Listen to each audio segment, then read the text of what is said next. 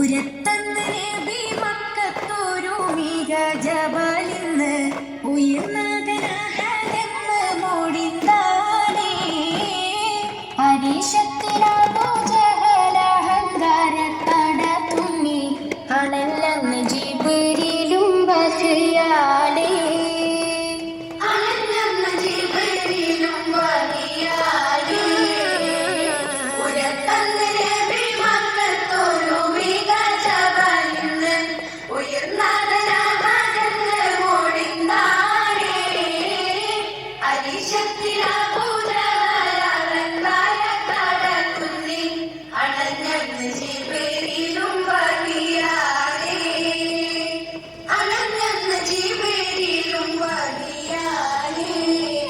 ഫുർഖാനിൽ മൊഴിഞ്ഞ